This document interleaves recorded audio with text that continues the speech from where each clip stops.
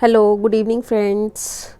Welcome you all to my YouTube channel Ritu Pathak nursing classes. तो ये रहा हमारा part 2 IGNOU post basic BSc nursing का जो हम क्वेश्चन पेपर डिस्कस कर रहे थे। ऑलरेडी हमने 60 क्वेश्चन पार्ट 1 में डिस्कस कर लिया है। इस वीडियो में हम 61 से 120 तक मीन 60 क्वेश्चन डिस्कस करेंगे। तो स्टार्ट करते हैं क्वेश्चन नंबर 61 से। अगर आपने पार्ट 1 नहीं देखा है तो प्लीज़ आप पहले पार्ट 1 देख लो, उसमें हमने 60 क्वेश्चन डिस्कस किया है। अब हम 61 क्वेश्चन इसमें डिस्कस करेंगे, 60 क्वेश्चन डिस्कस करेंगे, ठीक है। Please like share and subscribe my YouTube channel. Start करते हैं 61 क्वेश्चन से। Question number 61, increase in the size of body parts due to multiplication of cell refers to. First क्या है? Growth, development, maturation and all of this. Correct answer is growth. 61 का first answer जो है वो correct है। 61 का first answer correct है, growth. Next question पे चलते हैं। Question number 62। क्वेश्चन नंबर 62 क्या है? Pre school age is from 1 to 3 years, 2 to 3 years, 6 to 7 years, 3 to 6 years। हमसे क्वेश्चन में क्या पूछा है? Pre school age. Pre school age कब से कब तक होता है? तो 62 का करेक्ट आंसर क्या होगा? 4th, 3 to 6 years। 3 to 6 years को हम क्या बोलते हैं? Pre Schuler. नेक्स्ट क्वेश्चन देखते हैं 63। Diagnosis of child with behavioural problems includes assessment of the following. Child only, parents only, child and parents, child parent and the environment. क्या question पूछा है हमसे? दोबारा देखते हैं। Diagnosis of child with behaviour problems, इसमें हमें क्या देखना है? बिहेवियर प्रॉब्लम्स देखना है चाइल्ड का। Include assessment of the following, तो चाइल्ड के बिहेवियर प्रॉब्लम को देखने, उसका डायग्नोसिस करने के लिए हमें सिर्फ चाइल्ड को ही नहीं, child, parents and the environment सबको देखना होगा। 63 का करेक्ट आंसर क्या है? Fourth is the correct answer. Next question number 64। Child gains bladder control by the age of 4 years, 6 years, 1 year, 3 years। ये वन लाइनर क्वेश्चन है। क्या क्वेश्चन में पूछा है? Child gain bladder control. Bladder control कितने age में child gain कर लेता है, ठीक है। तो 64 का करेक्ट आंसर क्या होगा? 3 years। 3 years is the correct answer. Question number 65। Initial steps of resuscitation include all of the following accept. इसमें हमें क्या पूछा है? एक्सेप्ट में क्या होगा? एक्सेप्ट में क्या होगा? तो एक्सेप्ट का क्या हम करेंगे इसमें? First option warmth, second positioning, third suctioning and fourth is bag mask ventilation. हमें पता है इनिशियल स्टेप हमें क्या लेना है। तो अगर एक बेबी का, अगर हम बच्चे का रिसेसिटेशन करते हैं तो सबसे पहले क्या ज़रूरी है? वार्मथ, पोजीशन और सक्शनिंग। हम सीधा उसको बैग मास्क वेंटिलेशन नहीं करेंगे। तो इसका करेक्ट आंसर 64 का क्या होगा? 65th का करेक्ट आंसर 4th होगा, बैग मास्क वेंटिलेशन। एक्सेप्ट में जाएगा। बाकी हम क्या करेंगे? वार्मथ, पोजीशनिंग और सक्शनिंग हम करेंगे। एयरवे क्लीन करेंगे। रेस्पिरेटरी सिस्टम को देखने के लिए पोजीशनिंग हो गया। बच्चे का सबसे पहला स्टेप क्या होता है? वार्मथ। तो 65 का करेक्ट आंसर 4th एक्सेप्ट में जाएगा। नेक्स्ट क्वेश्चन देखते हैं। A baby who weight less than 2500 gram at birth is called. Means अगर बच्चे का वेट, बेबी का वेट क्या है? बर्थ वेट 2.5 kg से कम है, लेस देन 2.5 kg है, तो हम उसको क्या बोलते हैं? Small for date baby, preterm baby, low birth weight baby और प्री मैच्योर बेबी। तो अगर बच्चे का वेट 2.5 kg से कम होगा तो उसे हम क्या बोलते हैं? LVW, means low birth weight baby. Low birth weight baby. 66 का करेक्ट आंसर क्या होगा? 3rd। नेक्स्ट क्वेश्चन पे चलते हैं 67। Apgar score is checked initially with in. Apgar score को हम कब चेक करते हैं? Apgar score is checked initially with in. It is a very important question. 67th बहुत इंपॉर्टेंट क्वेश्चन है। ये एम्स दिल्ली में भी आया हुआ है। ये क्वेश्चन रिपीटेड क्वेश्चन है। बहुत सारे एग्जाम्स में अपगार स्कोर से रिलेटेड क्वेश्चन पूछा जाता है। यहाँ हमसे क्या पूछा है? Apgar score is checked initially with in 5 minutes, 2 minutes, 3 minutes, 1 minute। तो करेक्ट आंसर 67 का क्या होगा? 4th, 1 minute। ठीक है। फिर हम 5 मिनट में भी चेक करते हैं। अपगार स्कोर को इनिशियली पूछा है तो हम विद इन 1 minute चेक करेंगे, फिर उसको हम 5 मिनट्स में चेक करेंगे। अभी 67 का अकॉर्डिंग टू क्वेश्चन आंसर क्या है? 4th। नेक्स्ट क्वेश्चन पे चलते हैं। Question number 68। The Moro's reflex present at birth disappear at. Moro's reflex, ये भी क्वेश्चन आया हुआ है बहुत सारे एग्जाम में, इंपॉर्टेंट है। मोरोज रिफ्रैक्स के बारे में पूछा है, प्रेजेंट बर्थ पे होता है, ये कब डिसअपियर हो जाता है? तो डिसअपियर ये कितने एज पे हो जाता है? Moro's reflex present at birth disappear by the age of 1 month, 2 month, 6 month, 4 to 5 months. तो ये कब डिसअपियर हो जाता है? 3 to 4 मंथ्स पे डिसअपियर हो जाता है। तो इसके अकॉर्डिंग अगर हम देखें तो 68 का करेक्ट आंसर क्या होगा? 4 to 5 मंथ्स। ठीक है, नेक्स्ट क्वेश्चन पे चलते हैं। 69 characteristic symptoms of congenital hypertrophic pyloric stenosis. हमसे क्वेश्चन क्या पूछा है? ये भी क्वेश्चन एम्स में आया हुआ है, सफदरजंग के एग्जाम में भी आया हुआ है, इंपॉर्टेंट है। अगर हम पीडियाट्रिक का क्वेश्चन देखें तो क्या पूछा है? Characteristic symptoms of the congenital hypertrophic pyloric stenosis. तो pyloric stenosis, hypertrophic pyloric stenosis जो है congenital problem in the baby, इसका कैरेक्टरिस्टिक सिम्टम्स क्या होता है? First projectile non bilious vomiting, second dysentery, third fever and fourth epigastric pain. तो 69 का correct answer क्या होगा? First projectile non bilious vomiting.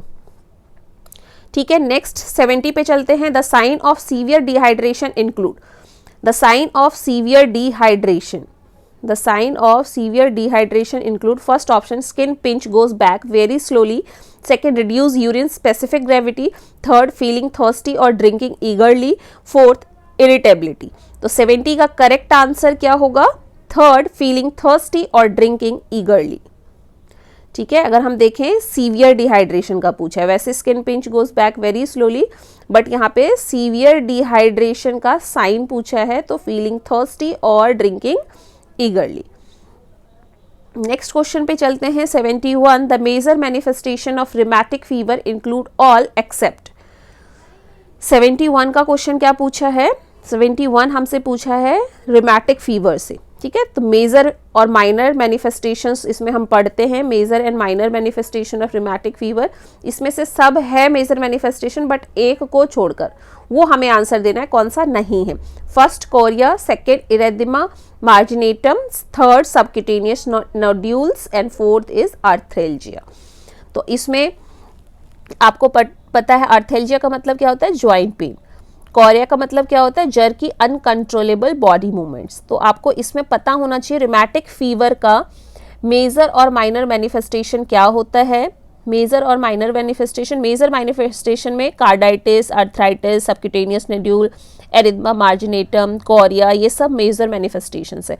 Minor में क्या आता है? फीवर, ESR CRP का बढ़ना, arthralgia, prolonged PR interval and previous history of rheumatic fever. तो अकॉर्डिंग टू क्वेश्चन अगर हम देखें, मैंने आपको मेजर और माइनर दोनों ही मैनिफेस्टेशन बताया है। तो कोरिया, सेकेंड एरिथमा मार्जिनेटम और सबक्यूटेनियस नोड्यूल्स, ये क्या है? मेजर मैनिफेस्टेशन है। बट आर्थेल्जिया ये भी इसका मैनिफेस्टेशन है, but it's a minor manifestation, इसलिए एक्सेप्ट में क्या जाएगा? 71 का फोर्थ। 71 का करेक्ट आंसर क्या होगा? Fourth. Arthralgia is a minor manifestation of rheumatic fever.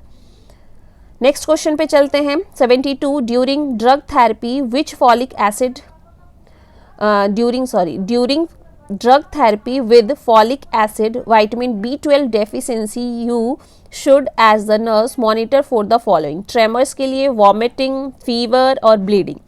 तो 72 का करेक्ट आंसर क्या होगा? First tremors. अगर किसी पेशेंट में during drug therapy folic acid vitamin B12 deficiency, तो हम उसमें क्या देखेंगे? फीवर, वॉमिटिंग और ब्लीडिंग यहाँ पे इररिलेवेंट होगा। करेक्ट आंसर क्या होगा? First tremor. First tremor. ठीक है, तो ये आपको ध्यान देना है, क्वेश्चन क्या डिमांड कर रहा है उसी के अकॉर्डिंग आपको आंसर करना है। नेक्स्ट क्वेश्चन 73 पे चलते हैं। Question number 73 in a child with hypospadias if the urethral meatus is situated at shaft it is known as.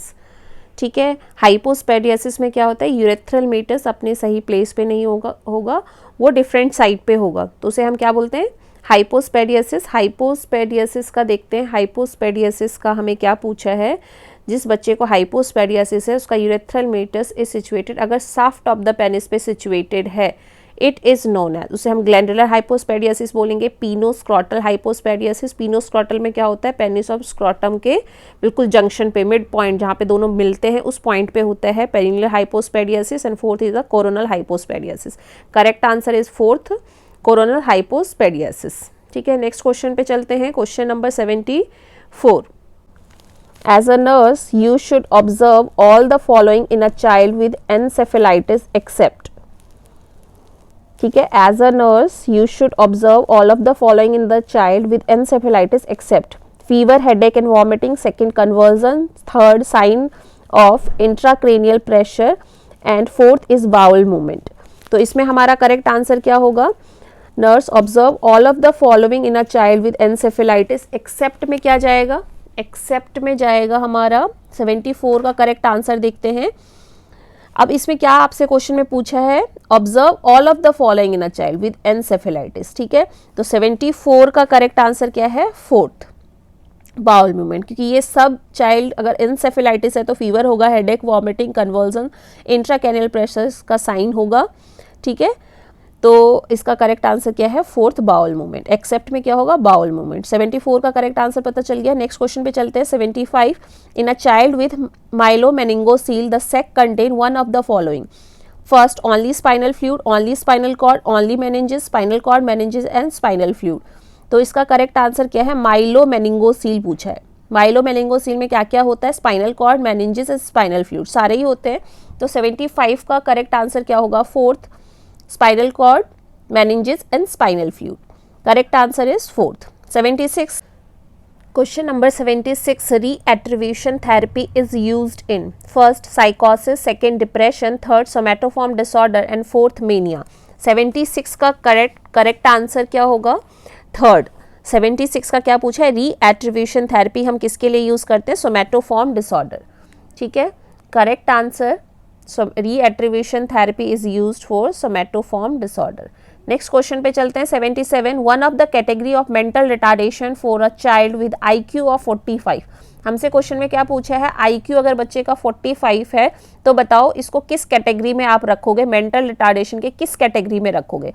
Mild, moderate, severe या प्रोफाउंड? मेंटल रिटार्डेशन को हमने 4 कैटेगरी में डिवाइड करते हैं. Mild, moderate, severe and profound. Profound में less than 20 जो है IQ होगा तो उसे हम क्या बोलते हैं? प्रोफाउंड. बट हमसे क्वेश्चन में क्या पूछ रहा है? 45 किस में होगा? तो 77 का इसके अकॉर्डिंग अगर देखें तो करेक्ट आंसर क्या है? Second, moderate intellectual disability. ठीक है, if IQ of the child is 45. ठीक है, मेंटल रिटार्डेशन किस कैटेगरी में रखेंगे? मॉडरेट में हम इसको रखेंगे. नेक्स्ट क्वेश्चन 78 पे चलते हैं. Autism occurs mostly in childhood में होता है, एडल्टहुड में होता है, प्रेगनेंसी में होता है या फिर ओल्ड एज में होता है? तो autism occurs mostly in the age. किस एज में होगा? 78 का करेक्ट आंसर क्या है? First, childhood. नेक्स्ट क्वेश्चन पे चलते हैं. 79. Personality disorder in which an individual suspect that other person will harm him is cyclothymic, hypomanic, melancholic या पैरानॉइड.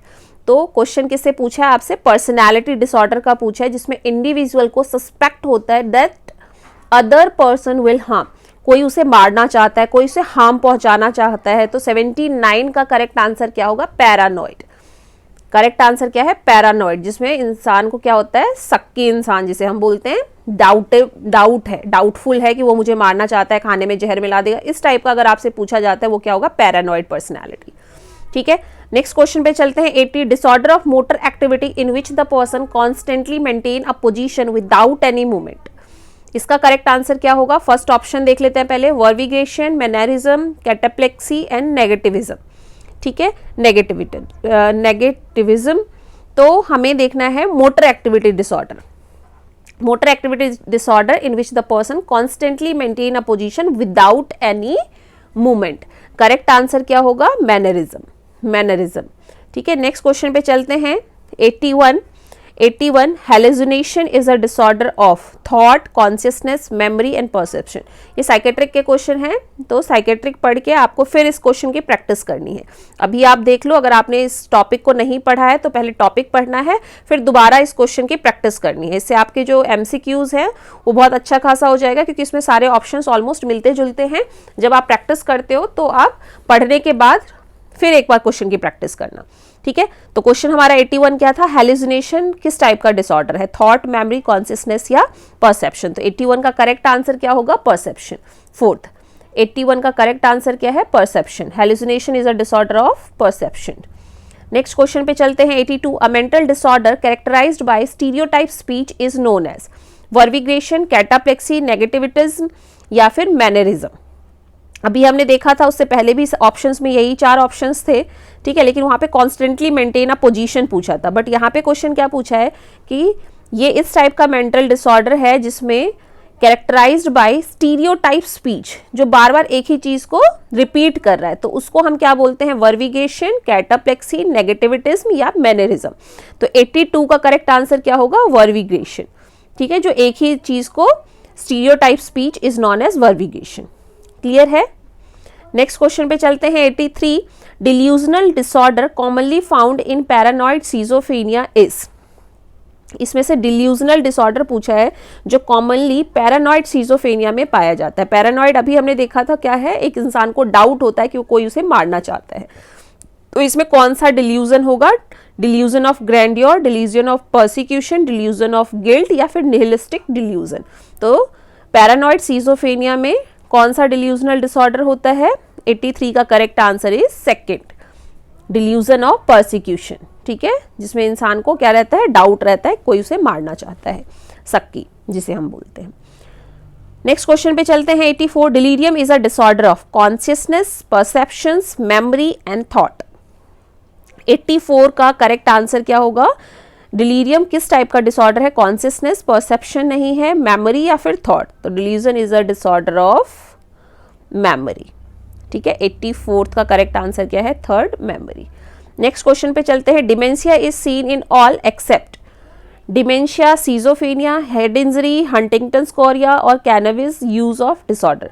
तो वैसे सीजोफ्रेनिया डिमेंशिया इन सब में देखने को मिलता है, बट हमें देखना है कि हम लेस प्रायोरिटी किसको देंगे। Dementia is seen in all, schizophrenia में भी देखते हैं, हेड इंजरी में भी डिमेंशिया देखने को मिलता है, हंटिंगटन कोरिया में भी और cannabis use disorder. But Huntington chorea क्या है, ये बच्चों में बाय बर्थ होता है, कंजेनाइटली होता है, तो इसको हम लेस प्रायोरिटी यहाँ पे देते हैं कि सीजोफ्रेनिया, हेड इंजरी और कैनविस यूज डिसऑर्डर इन सब में होगा लेस प्रायोरिटी। मीन्स एक्सेप्ट हमसे पूछा है, तो एक्सेप्ट में हम किसको रखेंगे, थर्ड, हंटिंगटन कोरिया, ठीक है। नेक्स्ट क्वेश्चन पे चलते हैं 86 formula to calculate IQ। IQ calculate करने का फॉर्मूला क्या है, mental age upon chronological age into 100, या second chronological age upon mental age into 100, या फिर third mental age plus chronological age upon mental age into 100, या फिर fourth mental age plus chronological age divided by chronological age multiplied by 100, ठीक है। तो 86 का correct answer क्या होगा, फर्स्ट। 86 का करेक्ट आंसर क्या है, first, mental as is divided by the chronological age into 100। ये है IQ कैलकुलेट करने का करेक्ट फॉर्मूला। बहुत सिंपल क्वेश्चन है, आपको याद रखना है 86 का फर्स्ट आंसर। नेक्स्ट क्वेश्चन पे चलते हैं 87 मोस्ट कॉमन पोस्टपार्टम साइकोसिस। पोस्टपार्टम साइकोसिस का क्वेश्चन पूछा है, पोस्टपार्टम साइकोसिस, मेनिया, डिप्रेशन, डिमेंशिया और सीजोफ्रेनिया। 87 का करेक्ट आंसर है second, depression. Most common postpartum साइकोसिस इज डिप्रेशन। नेक्स्ट क्वेश्चन पे चलते हैं the commonest cause of mental retardation. Yes, most common cause of mental retardation क्या होता है, तो आपको मेंटल रिटार्डेशन का कॉज बताना है। गुलियन-वेरे सिंड्रोम, क्लूवर-बूसी सिंड्रोम, कॉर्सैकॉफ सिंड्रोम या फोर्थ बर्थ एस्फाइक्सिया। आपको याद रखना है क्लूवर-बूसी सिंड्रोम, KBS, इसे हम क्या बोलते हैं, KBS, जिसमें क्या होता है, टेम्पोरल लोब, जो हिप्पोकैम्पस है वो इंजर्ड हो जाता है, brain damage due to traumatic head injury, head accident due to stroke और हेड इंजरी। हेड इंजरी हो या स्ट्रोक हो, उससे ये पार्ट अगर डैमेज हो जाता है तो हम क्या सिंड्रोम नाम देते हैं, KBS, क्लूवर-बूसी सिंड्रोम। समझ में आ गया। गुलियन-वेरे सिंड्रोम आपको पता है is a condition in which the immune system attack the nerves. The condition may be triggered by an acute bacterial और वायरल इन्फेक्शन। तो इसमें क्या हो जाता है, वीकनेस हो जाता है, tingling in the feet and legs that spread to the upper body, और पैरालिसिस भी हो जाता है इसमें, ठीक है। तो आपको गुलियन-वेरे सिंड्रोम भी पता चल गया। गुलियन-वेरे सिंड्रोम में क्या होता है, क्लूवर-बूसी सिंड्रोम में मैंने बता दिया क्या होता है। कॉर्सैकॉफ सिंड्रोम क्या है, मेमोरी डिसऑर्डर है, जो किस वजह से होता है, due to deficiency of vitamin B1, ठीक है। मेनली किससे होता है, due to the deficiency of vitamin B1 की डेफिशिएंसी से मेमोरी डिसऑर्डर होगा, and is also associated with the alcoholism, जिसे हम क्या बोलते हैं, कॉर्सकॉफ सिंड्रोम। हमसे क्या पूछा है, commonest cause of mental retardation क्या होगा, तो करेक्ट आंसर 88 का क्या होगा, fourth is birth asphyxia. Clear है, बर्थ एस्फाइक्सिया में क्या है, mental retardation, epilepsy, neurodegenerative disease होने के बच्चों में चांस होते हैं। तो most common cause of mental retardation is birth asphyxia. सब मैंने बता दिया किस वजह से होता है, आप खुद भी देख सकते हो इसका करेक्ट आंसर अब क्या होगा। नेक्स्ट क्वेश्चन 89 पे चलते हैं। 8 stage classification of human life is proposed by, तो 8 stage classification of human life किसने दिया था, सिग्मॉइड फ्रूड, पॉल स्ट्रोस और एरिक्सन। तो एरिक्सन ने ही 8 stage of classification of human life के बारे में बताया था। 89 का करेक्ट आंसर क्या होगा, फोर्थ। नेक्स्ट क्वेश्चन पे चलते हैं। Most common substance abuse in India is alcohol, cannabis, bhang और गांजा। ठीक है, तो 90 का करेक्ट आंसर क्या है, हमसे क्या पूछा है, मोस्ट कॉमन सब्सटेंस अब्यूज। जो कैनबिस है इसी का टाइप, भांग और गांजा जो दिया है कैनबिस के टाइप में ही होता है। कैनाबिनॉइड हम पढ़ते हैं, इसी का टाइप है भांग और गांजा। तो ये तीनों एक ही हो गए। हमसे पूछा most common substance abuse India में क्या है, अल्कोहल। ठीक है, अल्कोहल। 90 का correct answer first. Next 91, the major cause of neonatal death in India, neonatal infection, asphyxia, neonatorum, birth asphyxia, prematurity and low birth weight. तो आपसे मेजर कॉज पूछा है नियोनेटल डेथ का, कि इंडिया में नियोनेट डेथ जो होता है उसका मेजर कॉज क्या है। नियोनेटल इन्फेक्शन नहीं है, एस्फाइक्सिया, नियोनेटोरम नहीं है, बर्थ एस्फाइक्सिया नहीं है, prematurity and low birth weight. तो करेक्ट आंसर इसका क्या जाता है, fourth is the correct answer. बहुत अच्छा क्वेश्चन है, याद रखना है, आया भी हुआ है अदर एग्जाम्स में, तो आपको याद रखना है। Major cause of neonatal death in India, prematurity and low birth weight. Next question पे चलते हैं। 92, the ovary consist of the following part in total. ठीक है, अगर हम ओवरी को देखें, क्रॉस सेक्शन करके एनाटमी देखें, तो इसको हम कितने पार्ट में डिवाइड करते हैं, तो कॉर्टेक्स, मेडुला एंड हाइलम। इसका फोर्थ देखते हैं। First option cortex and medulla है, सेकंड मेडुला है, थर्ड कॉर्टेक्स है। कॉर्टेक्स भी होता है, मेडुला भी होता है, और हाइलम वाला पार्ट भी ओवरी के अंदर होता है। तो 92 का करेक्ट आंसर क्या है, फोर्थ। नेक्स्ट क्वेश्चन पे चलते हैं। Pregnancy with elevated serum alpha fetoprotein level indicate. ठीक है, हमसे क्या पूछा है कि प्रेगनेंसी में अगर अल्फा फीटोप्रोटीन AFP, प्रेगनेंसी में अगर AFP अल्फा फीटोप्रोटीन एलिवेट हो जाता है तो किसको इंडिकेट करेगा, IUGR, pre eclampsia, threatened abortion, neural tube defect of the foetus. तो याद रखना है, अल्फा फीटोप्रोटीन अगर इंक्रीज हो जाता है, alpha foetoprotein is called as a foetal liver protein. ठीक है, इनिशियली ये यॉर्क सैक सिक्रीट करता है, later on it secreted by the liver. तो अगर ये किसी प्रेगनेंसी में इंक्रीज हो जाता है तो ये इंडिकेट करता है कि इसको क्या हो सकता है, neural tube defect. Pregnancy with elevated serum alpha foetoprotein indicate neural tube defect in the foetus. ठीक है, तो 93 का करेक्ट आंसर क्या होगा, फोर्थ। नेक्स्ट क्वेश्चन पे चलते हैं। द एंटीरियर पोस्टीरियर डायमीटर और पेल्विक आउटलेट इज, आपसे क्या पूछा है, anterior posterior diameter of the pelvic outlet 13 centimetre, 14 centimetre, 11 centimetre और 12 सेंटीमीटर। करेक्ट आंसर क्या होगा, the anterior posterior diameter of pelvic outlet is first 13 centimetre. 94 का करेक्ट आंसर क्या होगा, फर्स्ट 13 सेंटीमीटर। नेक्स्ट क्वेश्चन पे चलते हैं। 95 द एंटीरियर टेंट्रोल ossifies after the age of. ठीक है, एंटीरियर फॉन्टेनिल के बारे में पूछा है कि कितने एज पे ऑसिफाई हो जाएगा, 18 month, 6 month, 8 month and 12 month. Anterior fontanelle जो है वो ऑसिफाई होता है कितने पे, इसे कैसे शेप का होता है, डायमंड शेप का होता है। ठीक है, और ये आपका 18 मंथ पे जो है वो ऑसिफाई होगा। क्लोज कब होगा इसके बारे में पूछा है, तो देख लो, anterior fontanelle ossify after the age of 18 months. तो करेक्ट आंसर इसका क्या होगा, फर्स्ट। 95 का करेक्ट आंसर क्या है, फर्स्ट 18 मंथ्स। नेक्स्ट क्वेश्चन पे चलते हैं। 96 amniotic fluid is detected at 4 week of pregnancy, 6 week of pregnancy, 8 week of pregnancy and 10 week of pregnancy. Amniotic fluid को हम डिटेक्ट कर लेते हैं वैसे 12 days after the fertilization, formation of the amniotic sac, और उसके बाद ही उसमें फ्लूइड आ जाता है। बट अकॉर्डिंग टू ऑप्शन अगर हम देखें तो ये 7 to 12 वीक्स पे जो है वो फॉर्म हो जाएगा। तो इसका करेक्ट आंसर 96 का क्या है, थर्ड 8 वीक ऑफ प्रेगनेंसी। 96 का करेक्ट आंसर क्या है? Third, 8 week of pregnancy. 97 पे चलते हैं। At 24 week of pregnancy fundus of the uterus is at the level of. अगर क्वेश्चन में क्या पूछा है, 24 वीक ऑफ प्रेगनेंसी पे फंडस ऑफ द यूट्रस किस लेवल पे होगा, तो अगर ये यूट्रस है, ये इसका सिम्फाइसिस प्यूबिस है, ये अम्बलाइकस है और ये जिफियस स्टर्नम है। तो अम्बलाइकस सिम्फाइसिस प्यूबिस पे कितने पे होता है? 12 वीक पे होता है। जिफियस स्टर्नम पे कितने पे चला जाएगा? हम 34 वीक और 40 वीक्स पे सेम बोलते हैं, 36 वीक पे जिफियस स्टर्नम पे होगा, बट हमसे क्वेश्चन पूछा है ये अम्बलाइकस का। 24th week of pregnancy fundus of the uterus is at the level. तो ऑप्शन देखते हैं, halfway between symphysis pubis and umbilicus. क्या सिम्फाइसिस प्यूबिस और अम्बलाइकस के बीच में होगा? नहीं। At the level of umbilicus और 1 finger lower the umbilicus, yes. At xiphisternum मैंने अभी बताया ये 36 वीक्स पे होगा। और फोर्थ जो है 2 फिंगर बिलो द अम्बलाइकस, वो कब होगा?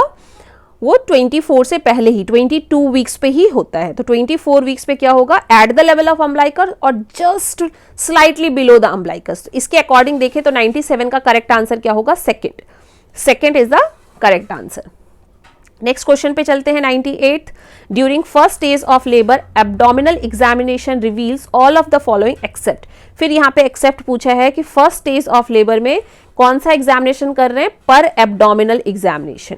तो हमें ये देखना है एब्डोमेन पर एब्डोमिनल एग्जामिनेशन कौन कौन सा सही है।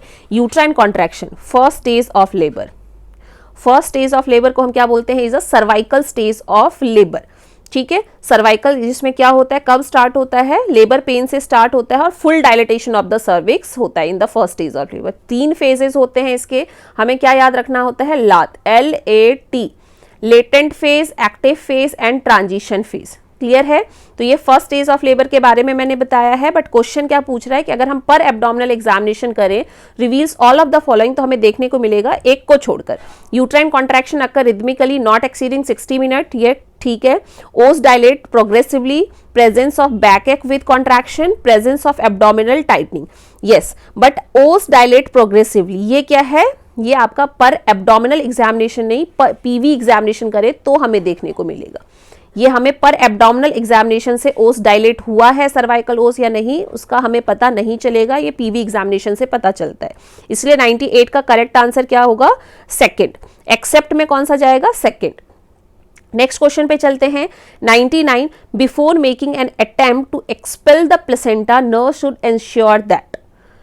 क्वेश्चन समझ में आ गया कि before making an attempt to expel the placenta, placenta को एक्सपेल आउट करने से पहले, अगर आप प्लेसेंटा को एक्सपेल आउट कर रहे हो, अटेम्प्ट ले रहे हो बिफोर मेकिंग, तो nurse should ensure that first placenta is separated and is lying in lower uterine segment, mother holds the breath throughout, apply pressure with fingers, hold the placenta with left hand. हमेशा याद रखना है हम placenta को कब expel out करते हैं? In the third stage of labour. First में सर्वाइकल स्टेज होता है, full dilatation of cervix. Second stage में हम बेबी को आउट करते हैं, थर्ड स्टेज में हम प्लेसेंटा को एक्सपेल आउट करते हैं, and fourth stage is the observational stage of labour. तो जब हम प्लेसेंटा को एक्सपेल आउट करेंगे एज अ नर्स, हमें इंश्योर करना है placenta is separated and is lying down in the lower uterine segment is the best answer. तो 99 का करेक्ट आंसर क्या है? First placenta is separated and is lying in lower uterine segment, या फिर indication of the separation of placenta. ये जो placenta separate हुआ है इसका इंडिकेशन क्या होता है? सडन गश ऑफ ब्लड, ये भी क्वेश्चन में आया हुआ है। Lengthening of the umbilical cord, ये क्वेश्चन में आया हुआ है, आपको याद रखना। ये किसका इंडिकेशन है? प्लेसेंटा सेपरेट होने का। कैसे पता चलेगा? एज अ नर्स हम कैसे पता लगाएंगे कि प्लेसेंटा सेपरेट हो गया है? प्लेसेंटा सेपरेट हो जाएगा तो sudden gush of blood and lengthening of the umbilical cord. तो इस क्वेश्चन का आंसर क्या है? 99 का first, placenta is separated and is lying into the lower uterine segment. Next question पे चलते हैं। 100 all of the following are sign and symptoms of endometriosis except. Endometriosis में क्या होता है? एंडोमेट्रियम का पार्ट जो है अदर रिप्रोडक्टिव ऑर्गन्स में पाया जाएगा, तो उसे हम एंडोमेट्रियोसिस बोलते हैं। इसमें पूछा है ये सारे साइन एंड सिम्टम्स होंगे एक को छोड़कर, तो 100 का करेक्ट आंसर क्या है वो देखते हैं। First option pain with bowel movement, dysmenorrhoea, soft and tender uterus, and fourth is infertility. तो 100 का करेक्ट आंसर क्या है? एक्सेप्ट देखना है हमें। पेन विथ बाउल मूवमेंट्स होता है, डिस्मेनोरिया होगा, इनफर्टिलिटी हो सकता है, but soft and tender uterus इसमें नहीं होगा। तो 100 का जो आंसर है वो थर्ड है। एक्सेप्ट में हम कौन सा लगाएंगे? Third soft and tender uterus. समझ में आ गया। नेक्स्ट क्वेश्चन पे चलते हैं। नेक्स्ट क्वेश्चन क्या कह रहा है, 101 primary dysmenorrhoea occurs in young women after menarche due to excessive level of prostaglandin, pelvic inflammatory disease, adenomyoma and polyps. तो 101 क्वेश्चन पे हमने 100 क्वेश्चन कर लिया है, अब हमारे 20 क्वेश्चन रह गए। ठीक है, तो प्राइमरी डिस्मेनोरिया में क्या होता है, प्राइमरी डिस्मेनोरिया 2 टाइप्स का होता है, primary dysmenorrhoea and secondary dysmenorrhoea. जो प्राइमरी डिस्मेनोरिया है इसमें female without painful menstruation cycle, without any pelvic pathology, and secondary dysmenorrhoea को अगर हम डिफाइन करें, इसमें भी फीमेल को पेन एट द मेंसेस होता है बट विद पेल्विक पैथोलॉजी, कोई ना कोई पैथोलॉजिकल प्रॉब्लम जो है वो प्रेजेंट होता है। तो हमसे क्वेश्चन में क्या पूछा है, primary dysmenorrhoea occurs in young women after menarche, first menstruation आने के बाद ही फीमेल को क्या होता है, प्राइमरी डिस्मेनोरिया हुआ है। मेनली ये जब मेंसेस स्टार्ट होता है उसके बाद ही प्राइमरी डिस्मेनोरिया देखने को मिलता है। अगर किसी को 35-40 ईयर्स के बाद हो रहा है तो वो सेकेंडरी डिस्मेनोरिया हम बोलते हैं, स्पेशली इस एज ग्रुप में लेटर ऑन होता है। ठीक है, तो एक्सेसिव लेवल ऑफ प्रोस्टाग्लैंडिन की वजह से होगा, पेल्विक इन्फ्लेमेटरी डिजीज हो गया, एडिनोमायोमा, पॉलिप्स, ये सब अगर है तो वो सेकेंडरी डिस्मेनोरिया हो जाएगा, प्राइमरी नहीं होगा। प्राइमरी का मोस्ट कॉमन कॉज क्या है, फर्स्ट। तो इसका करेक्ट आंसर क्या होगा, एक्सेसिव लेवल ऑफ प्रोस्टाग्लैंडिन, जिसकी वजह से फीमेल को क्या हो रहा है, प्राइमरी डिस्मेनोरिया। नेक्स्ट क्वेश्चन पे चलते हैं, 102 all of the following are the cause of abnormal labour except. फिर से लेबर का क्वेश्चन आया है, देखो causes of abnormal labour, and abnormal labour is called as dystocia, उसे हम क्या बोलते हैं, dystocia. Dystocia is called as abnormal labour. तो एबनॉर्मल लेबर का कॉज देखना है, क्या क्या कारण है, एक्सेप्ट एक को छोड़कर, first uterine dystocia, foetal dystocia, pelvic dystocia या फिर ब्रैक्सटन हिक कॉन्ट्रैक्शन। तो ब्रैक्सटन हिक कॉन्ट्रैक्शन जो है वो क्या है, ये लेबर का साइन है। 20 वीक ऑफ जेस्टेशन पे फीमेल को painless irregular arrhythmic uterine contraction होता है, उसे हम ब्रैक्सटन हिक कॉन्ट्रैक्शन बोलते हैं। तो ये एबनॉर्मल लेबर का साइन नहीं है, तो इसमें एक्सेप्ट में कौन सा जाएगा, फोर्थ ब्रैक्सटन हिक कॉन्ट्रैक्शन।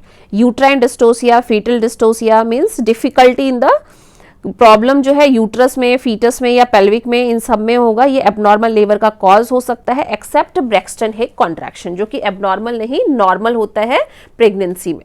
ठीक है, नेक्स्ट क्वेश्चन पे चलते हैं। नेक्स्ट क्वेश्चन हमारा क्या है, 103 second degree perennial tier involves. Perennial tier का क्वेश्चन नॉर्सेट में भी आया हुआ है, एम्स ने भी इसको 2021 नॉर्सेट का पेपर हुआ था, उसमें भी ओबीजी के अंदर ये क्वेश्चन आया हुआ है। ठीक है, तो आपको याद रखना है, बीच बीच में मैं बताती भी जा रही हूँ कि ये टॉपिक ऑलमोस्ट जो क्वेश्चन आए वो कहीं ना कहीं एग्जाम में रिपीटेड आए हुए हैं, बहुत ईजी पेपर है। ठीक है, तो 103 देखते हैं, second degree perennial tier involves. Perennial tier 4 types का होता है, first degree, second degree, third degree and fourth degree. ठीक है, फर्स्ट डिग्री में पेरिनियल टीयर में क्या होता है, vaginal skin and mucosa involve होता है। सेकेंड डिग्री में वेजाइनल मसल्स इन्वॉल्व होगा। थर्ड डिग्री में जो स्पिंक्टर मसल्स होते हैं, जो आपके पेरिनियल स्पिंक्टर्स होते हैं, एनल स्पिंक्टर मसल्स होते हैं, वो इन्वॉल्व होता है। और फोर्थ डिग्री में पूरा रेक्टम तक जो है वो टीयर हो जाता है, उसे हम 4 डिग्री या सीवियर पेरिनियल टीयर बोलते हैं। फर्स्ट और सेकेंड को हम लेबर रूम में रिपेयर कर सकते हैं, बट थर्ड और फोर्थ को हमें ओटी में, ऑपरेशन थिएटर में रिपेयर करना होता है। ठीक है, तो हमसे क्वेश्चन में सिर्फ इतना पूछा, सेकेंड डिग्री पेरिनियल टीयर में क्या इन्वॉल्व होगा, deep layer of perineal muscles, vaginal mucosa, skin of perineum या फिर एनल मार्जिन। तो हमारा करेक्ट आंसर 103 का क्या है, deeper layer of perineal muscles. मैंने बताया vaginal skin and vaginal mucosa first degree में इन्वॉल्व होता है, सेकेंड डिग्री में पेरिनियल मसल्स इन्वॉल्व होता है, वेजाइनल मसल्स इन्वॉल्व होता है। ठीक है, तो करेक्ट आंसर 103 का क्या है, फर्स्ट।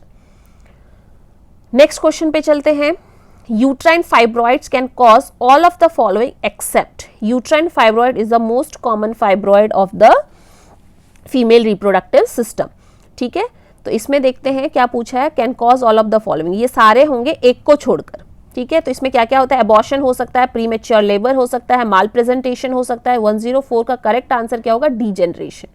ठीक है, degeneration. Uterine fibroids can cause all of the following accept degeneration. Abortion होगा, प्रीमेच्योर लेबर हो सकता है, माल प्रेजेंटेशन होगा। समझ में आ रहा है, तो करेक्ट आंसर क्या है, degeneration. 105 in case of pregnant mother with polyhydramnios labour is induce if. हमसे पूछा है, अगर एक प्रेग्नेंट मदर है जिसको पॉलीहाइड्रमनियोज है, पॉलीहाइड्रमनियोज में एमनियोटिक फ्लूइड का अमाउंट ज़्यादा हो जाता है, जिसे हम हाइड्रमनियोज भी बोलते हैं। अगर 2 लीटर से ज़्यादा एमनियोटिक फ्लूइड हो गया है तो उसे हम क्या बोलते हैं, पॉलीहाइड्रमनियोज। तो पॉलीहाइड्रोमियोज में labour is induce if there is a fetal anomaly, बच्चे में कोई एनॉमली हो, या there is a pregnancy is more than 37 week, there is pregnancy is less than 37 week, there is a pregnancy is 28 week. इसमें pressure symptoms होते हैं, female को problem होता है, तो अगर प्रेगनेंसी मोर देन 37 वीक है तो हम लेबर को इंड्यूस कर देते हैं। 105 का करेक्ट आंसर क्या होगा? Second, there is a pregnancy is more than 37 week. अगर प्रेगनेंसी मोर देन 37 वीक है तो हम लेबर इंड्यूस कर सकते हैं। समझ में आ गया? तो 105 का करेक्ट आंसर क्या है? Second. 106 following deals with the rules और principles that govern right conduct of profession is law, ethics, order and standard. तो 106 का सही आंसर क्या होगा? एथिक्स। एथिक्स, ठीक है। डील्स द रूल्स और principal that govern right conduct of profession, ethics, ठीक है, हमारा प्रोफेशनल एथिक्स। तो ये टॉपिक भी आपको पढ़ना है, इससे भी क्वेश्चंस आते हैं, एम्स में भी आते हैं, ज़्यादा क्वेश्चन नहीं लेकिन कुछ क्वेश्चंस तो आते ही हैं। नेक्स्ट क्वेश्चन पे चलते हैं। 107 जस्टिफाइंग एक्शन और decision is termed as approachable, answerable, accountable and accessible. तो 107 का करेक्ट आंसर क्या है? अकाउंटेबल। अकाउंटेबल, जस्टिफाइंग एक्शन और decision is termed as accountable. Next question पे चलते हैं। 108 the belief that human being can function as complete unit and can not be effectively treated part by part, उसे हम क्या बोलेंगे? Systematic, qualitative, comprehensive and holistic. तो 108 का correct answer क्या है? 108 का correct answer fourth, holistic. Next question पे चलते हैं।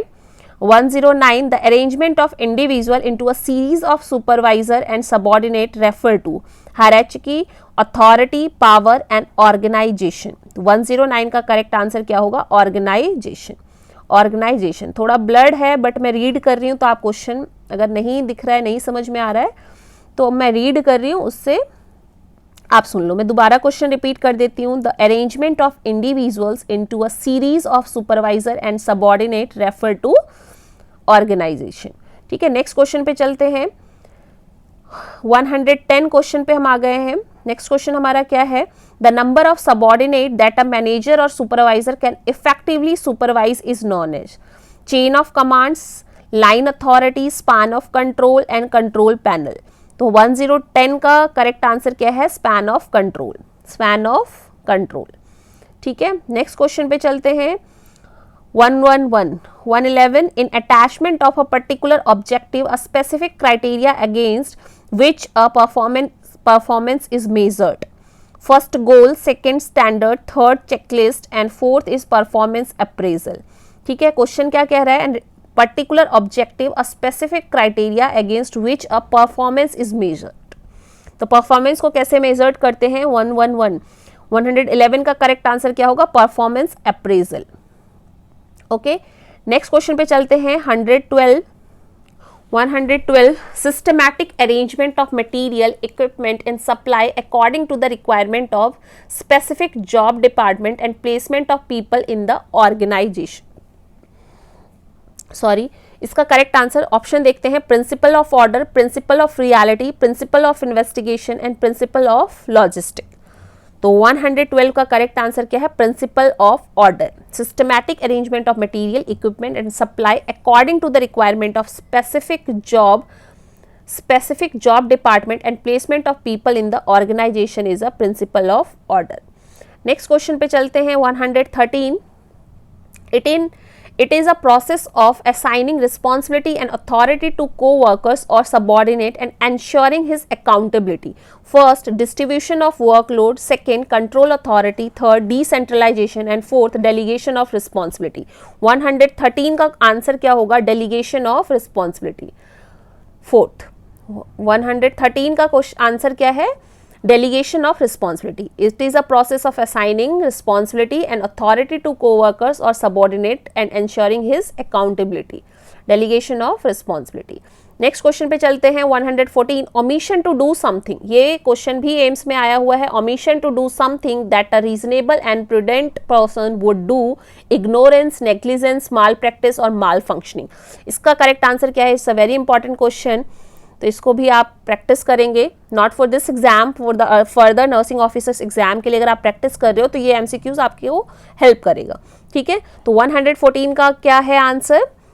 सेकंड। 114 का करेक्ट आंसर क्या है? Second, negligence, omission to do something that a reasonable and prudent person would do, negligence, गलती हो गई, ठीक है, तो उसे क्या कहते हैं? नेग्लिजेंस। 115 पे चलते हैं। Following includes the personal function of bringing, training, man power and maintaining favourable condition of work. Question समझ में आ गया? फॉलोइंग इंक्लूड्स, इसमें से हम किसको इंक्लूड करेंगे? जिसमें personal function of bringing, training, man power and maintaining the favourable condition of work. First, staff development, resource management, staffing और मैन पावर प्लानिंग। तो 115 का करेक्ट आंसर क्या होगा? 115 का correct answer staff development, resource management, staffing और man power planning. तो correct answer है आपका फर्स्ट, स्टाफ डेवलपमेंट। हमने क्या देखा है?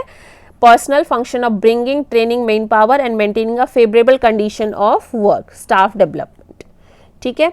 नेक्स्ट क्वेश्चन पे चलते हैं। 116, continuous task of making decision and giving instruction to maintain action toward desire objective is. First, organising, second, controlling, third, motivating and fourth, directing, ठीक है। क्वेश्चन क्या है? Continuous task of making decision and giving instruction to maintain the action towards the desired objective. जो भी objective है उसको maintain करने के लिए आप इंस्ट्रक्शन दे रहे हो, ठीक है, डिसीजन दे रहे हो, डिसीजन ले रहे हो। तो इसका करेक्ट आंसर क्या होगा? ऑर्गेनाइजिंग, कंट्रोलिंग, मोटिवेटिंग और डायरेक्टिंग। तो 116 का करेक्ट आंसर है डायरेक्टिंग, ठीक है, डायरेक्टिंग। नेक्स्ट क्वेश्चन पे चलते हैं। 117, translation of total statement of monetary requirement and financial consequences is.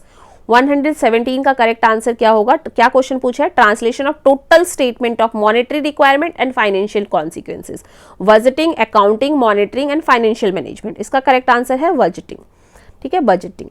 Next 118, the primary purpose of one of the following is to ensure result output or organizational activities is supervision, control, leadership and monitoring। तो 118 का correct answer क्या होगा? Supervision, supervision. The primary purpose of one of the following is to ensure result output or organizational activities, supervision. 119 पे चलते हैं। Post basic BSc nursing programme is a type of, जो exam है दिया है आपने उसी के बारे में पूछा है, ठीक है। Post basic BSc nursing programme is a type of in service education, skill training programme, continue education, on the job training programme. तो इससे आपको डिग्री मिलती है। It's a not a in service, ये क्या होगा? Skill training. आप अपने स्किल को और एनहांस करते हो, ठीक है, बेस्ट करते हो। तो 119 का करेक्ट आंसर क्या होगा? Second, skill training programme. 119 का करेक्ट आंसर क्या है? Second, skill training programme. Next and last question 120 part second का लास्ट क्वेश्चन हम कर रहे हैं। All of the following are the type of intellectual skill except. इसमें आपको क्या बताना है? एक्सेप्ट बताना है। सारे इंटेलेक्चुअल स्किल्स हैं एक को छोड़कर। Thinking skills, decision making skill, conceptual skill and fourth is a technical skills, ठीक है। तो इंटेलेक्चुअल स्किल्स सारे ही हैं एक्सेप्ट फॉर टेक्निकल स्किल्स, ठीक है। तो आपको 120 का आंसर की मिल गया होगा। Total 120 question. पार्ट 1 में हमने 60 क्वेश्चन डिस्कस किया हुआ है। ये पार्ट 2 है जिसमें हमने 61 से 120, इसमें भी हमने 60 क्वेश्चन डिस्कस किया है। तो अगर आपने पार्ट 1 नहीं देखा है तो उसको भी देखना है। Thank you so much for watching this video. अगर आपको कोई भी डाउट होता है तो कमेंट बॉक्स में आप कमेंट करोगे, या फिर इसमें ही वीडियो के डिस्क्रिप्शन में मेरा फेसबुक, इंस्टा सबका आईडी है, आप वहाँ पे भी जाके मुझे कमेंट कर सकते हो, मैसेज कर सकते हो। अगर कोई डाउट है तो वो पूछ सकते हो, ठीक है। Thank you so much for watching this video. Please like, share and subscribe. Thank you so much.